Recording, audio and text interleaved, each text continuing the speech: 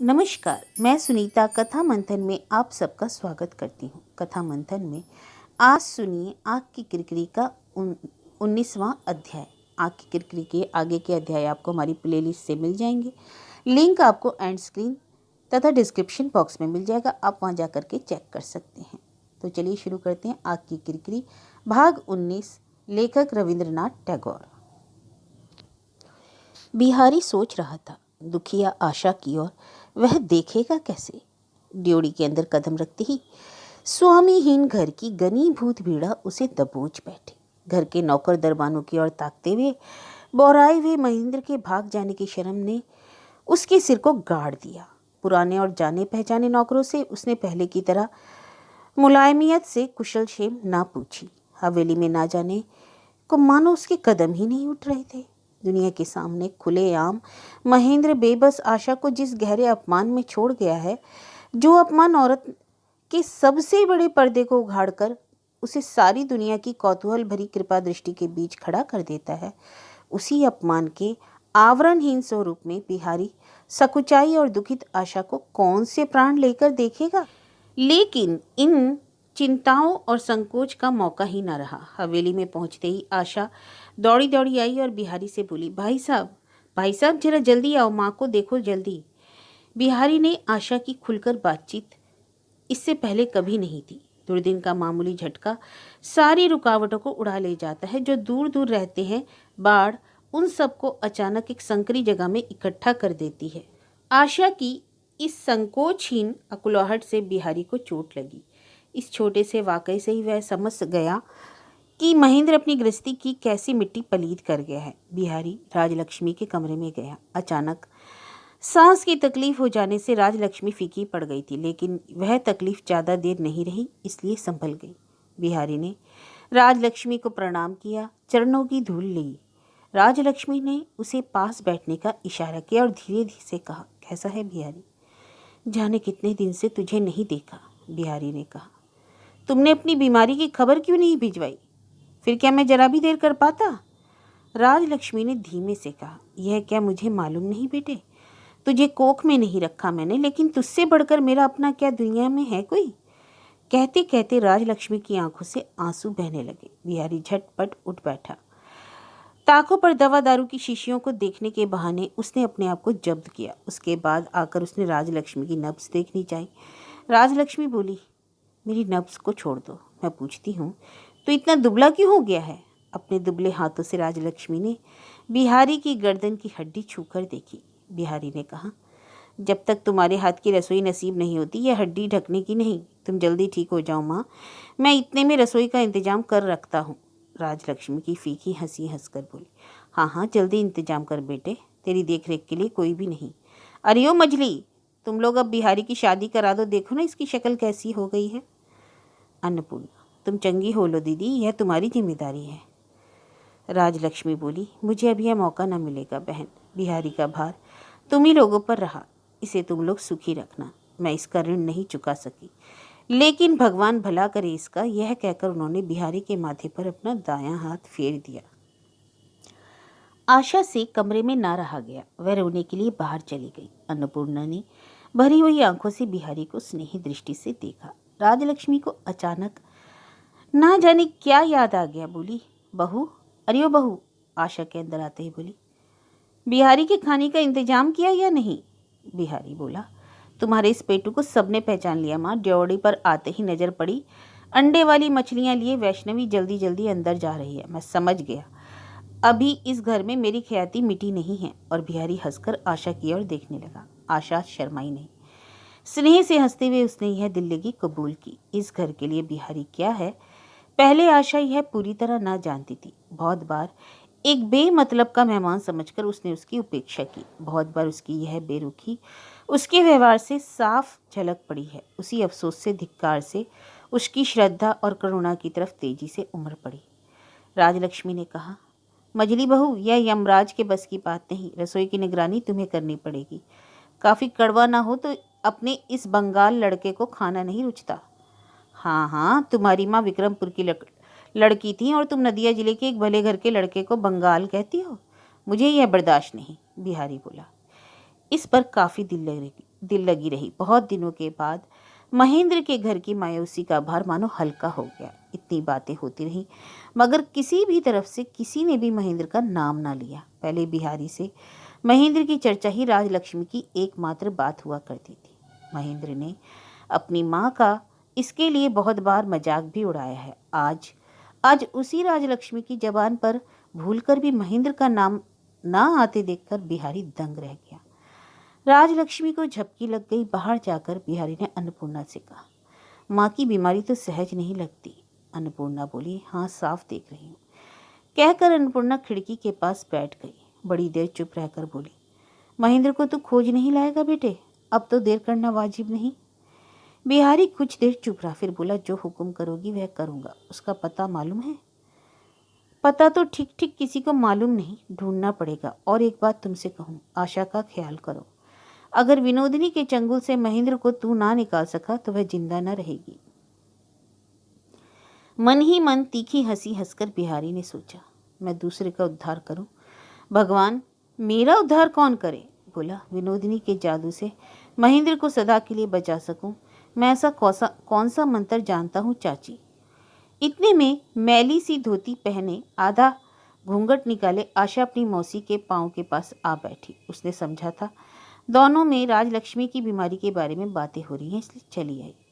पतिव्रता आशा के चेहरे पर गुमसुम दुख की मौन महिमा देखकर बिहारी के मन में एक अपूर्व भक्ति का संचार हुआ। शोक में गर्म आंसू से सिंचकर इस तरुणा ने पिछले युग की देवियों जैसी एक अटूट मर्यादा पाई है। अब वह मामूली नारी नहीं, दारुण दुख से वह मानो पुराणों की साध्वी स्त्रियों की उम्र पा गई। राजलक्ष्मी की दवा और पथ्य के बारे में आशा से बातें करके बिहारी ने उसे वहां से जब विदा किया तो एक सांस भरकर उसने अन्नपूर्णा से कहा, महेंद्र को मैं उस चंगुल से निकालूंगा। बिहारी महेंद्र के बैंक में गया। वहां उसे पता चला महेंद्र इन दिनों उनकी इलाहाबाद शाखा से लेन देन करता है। स्टेशन पर जाकर विनोदिनी औरतों वाले जोड़े दर्जे के डिब्बे में जा बैठी। महेंद्र ने कहा, अरे क्या कर रही हो? मैं तुम्हारा दूसरे दर्जे का टिकट ले रहा हूँ। वह बोली, बेजा क्या है, यहाँ आराम से ही रहूंगी।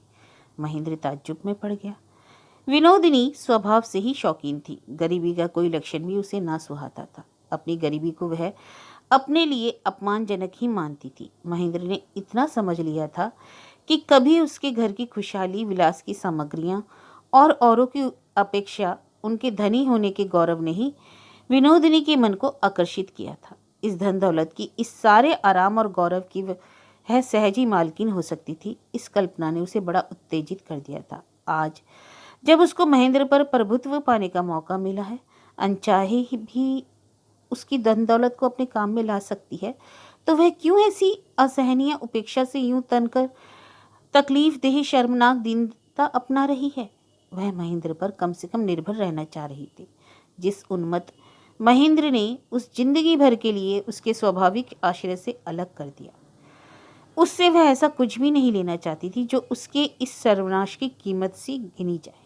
जब तक महेंद्र के यहाँ थी उसके वैधव्य की कोई खास कठोरता न थी, लेकिन अब उसने सब तरह के भोग विलास से अपने को समेट लिया। अब वह एक जून खाती, मोटा कपड़ा पहनती और उसकी वह मचलती हुई हंसी दिल लगी ना जाने कहाँ चली गई। अब वह ऐसी गुम, ऐसी ढकी सी, ऐसी दूर और भयंकर हो उठी है कि महेंद्र उससे एक भी बात जोड़ देकर कहने का साहस नहीं कर सकता। अधीर होकर, क्रोधित होकर और ताज्जुब में पड़कर महेंद्र बार बार यही सोचने लगा कि इतनी कोशिशों के बाद इसने मुझे एक दुर्लभ फल की तरह इतनी ऊंची टहनी से तोड़ लिया है, तो फिर वह मुझे सूंघे बिना मिट्टी में क्यों फेंक दे रही है। महेंद्र ने पूछा, कहाँ का टिकट लूं? कहो। पछा की तरफ, जहां भी चाहे। सुबह जहां गाड़ी रुकेगी उधर पड़ेंगे। महेंद्र को ऐसी यात्रा में कोई आकर्षण नहीं। आराम ना मिले तो तकलीफ होती है, बड़े शहर में रहने की इच्छित जगह ना मिले तो मुश्किल। इधर मन में यह डर लगा रहा कि विनोदिनी चुपचाप कहीं उतर ना पड़े। इस तरह विनोदिनी शनि ग्रह की तरह घूमने और महेंद्र को घुमाने लगी, कहीं भी चैन न लेने दिया। विनोदिनी बड़ी जल्दी दूसरों को अपना बना सकती है, कुछ ही देर में हम सफरों से मिताई कर लेती है, जहाँ जाना होता है वहाँ की सारी बातों का अता पता कर लेती, रात्रिशाला में ठहरती और जहाँ कुछ देखने का जैसा होता उन बंधुओं की मदद से देखती। अपनी आवश्यकता से महेंद्र विनोदिनी के आगे रोज रोज अपने को बेकार समझने लगा।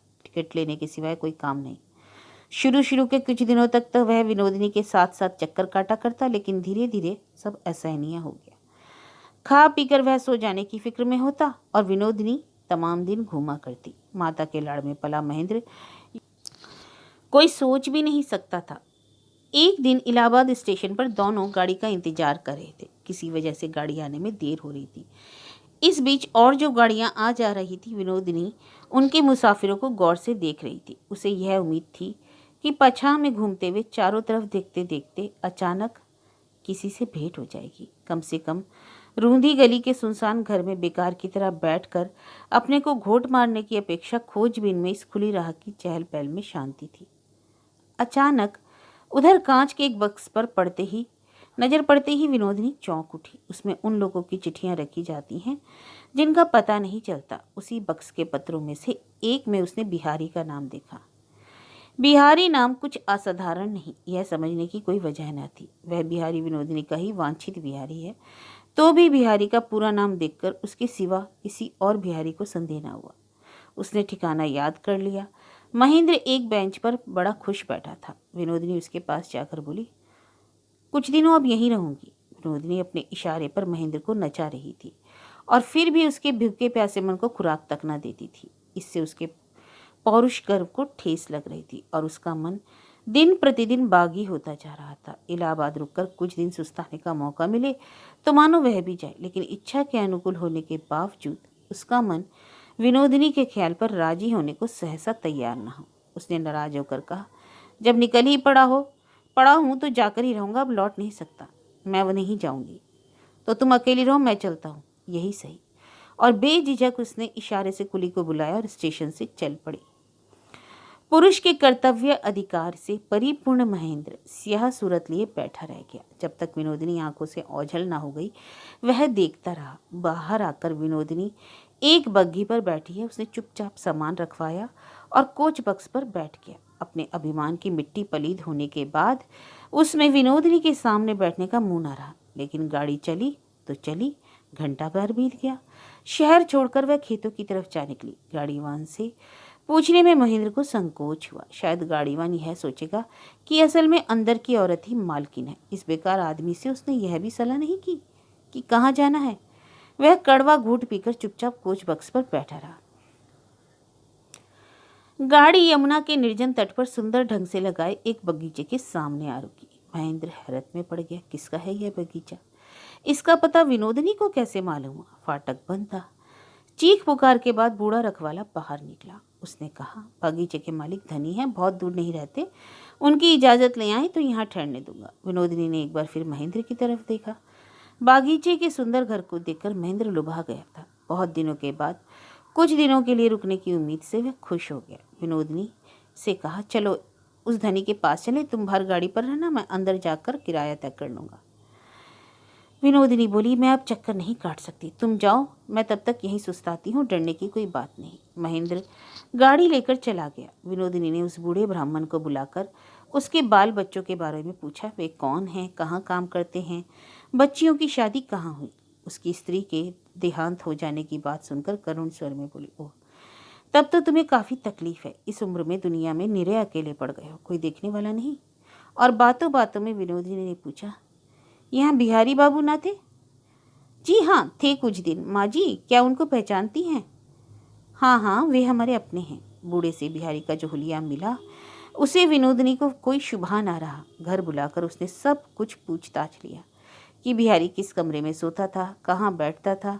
उसके चले जाने के बाद से घर बंद पड़ा था। इससे लगा कि शायद उसमें बिहारी की गंध है, लेकिन यह पता न चल सका कि बिहारी गया कहाँ। शायद ही वह फिर लौटे। महेंद्र ने किराया चुकाकर मालिक से वहां रहने की इजाज़त ले ली।